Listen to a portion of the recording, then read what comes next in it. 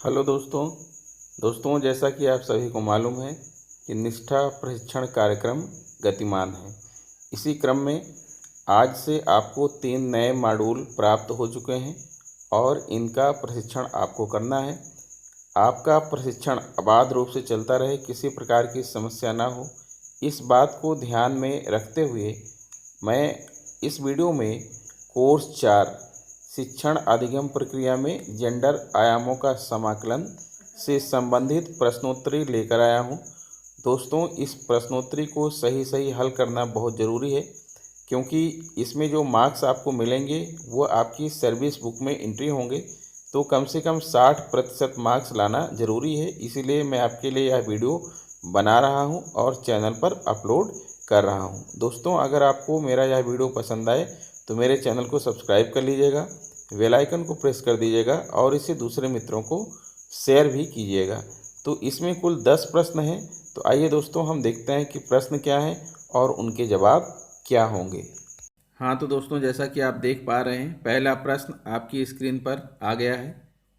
आइए देखते हैं इसका राइट आंसर क्या होगा। निम्नलिखित में से कौन सा कथन लड़कियों महिलाओं के बारे में एक जेंडर स्टीरियोटाइप नहीं है? लड़कियां महिलाएं बातूनी होती हैं। लड़कियों महिलाओं के पास नेतृत्व कौशल है और वे किसी भी पेशे में उत्कृष्टता प्राप्त कर सकती हैं। लड़कियां महिलाएं खराब निर्णय लेने वाली होती हैं। लड़कियों महिलाओं को पतली और सुंदर होना चाहिए। तो मेरे हिसाब से दोस्तों, इस प्रश्न का राइट आंसर होगा ऑप्शन नंबर 2। ऑप्शन नंबर 2 इसका राइट होगा। लड़कियों महिलाओं के पास नेतृत्व कौशल है और वे किसी भी पेशे में उत्कृष्टता प्राप्त कर सकती हैं। ये जेंडर स्टीरियोटाइप नहीं है। अगला प्रश्न देखते हैं और आपके सामने अगला प्रश्न प्रस्तुत है। पुरुषत्व और स्त्रीत्व को संदर्भित करता है। क्या पुरुषत्व और स्त्रीत्व को संदर्भित करता है यौन सेक्स, लिंग भेद, पितृसत्तात्मकता या जेंडर? तो मेरे हिसाब से इस प्रश्न का राइट आंसर है जेंडर। ठीक है, जेंडर को सही लगाएंगे। चलिए आगे बढ़ते हैं, अगला प्रश्न समझते हैं। अगला प्रश्न आपकी स्क्रीन पर दिख रहा है। जेंडर के बारे में निम्नलिखित में से क्या सही नहीं है? जेंडर पुरुषों, महिलाओं और ट्रांसजेंडर के बीच जैविक अंतर को दर्शाता है। कोई भी नहीं। जेंडर संबंध समय के साथ और लोगों के विभिन्न समूहों के बीच भिन्न होते हैं। जेंडर महिलाओं, पुरुषों और ट्रांसजेंडर के बीच एक सामाजिक रूप से निर्मित अंतर है। क्वेश्चन कह रहा है कि जेंडर के बारे में निम्नलिखित में से क्या सही नहीं है? तो आखिरी विकल्प तो सही है, ठीक है, लेकिन पहला जो विकल्प है, जेंडर पुरुषों, महिलाओं और ट्रांसजेंडर के बीच जैविक अंतर को दर्शाता है, ये सही नहीं है। इसी को आंसर लगाएंगे और आगे बढ़ेंगे। नेक्स्ट क्वेश्चन है, जेंडर और यौन सेक्स के बीच आवश्यक अंतर क्या है? जेंडर और यौन सेक्स के बीच आवश्यक अंतर क्या है? ऑप्शन देखिए। यौन सेक्स एक जैविक अंतर है, जबकि जेंडर पुरुषों और महिलाओं के बीच एक सामाजिक रूप से निर्धारित अंतर है। जेंडर एक जैविक अंतर है, जबकि यौन सेक्स पुरुषों और महिलाओं के बीच सामाजिक रूप से निर्धारित अंतर है। जेंडर और यौन सेक्स में कोई अंतर नहीं है, कोई भी नहीं। तो मेरे हिसाब से इस प्रश्न का सही जवाब है दोस्तों फर्स्ट ऑप्शन। यौन सेक्स एक जैविक अंतर है, जबकि जेंडर पुरुषों और महिलाओं के बीच एक सामाजिक रूप से निर्धारित अंतर है। चलिए अगला प्रश्न देखते हैं। क्या यह कथन सही है?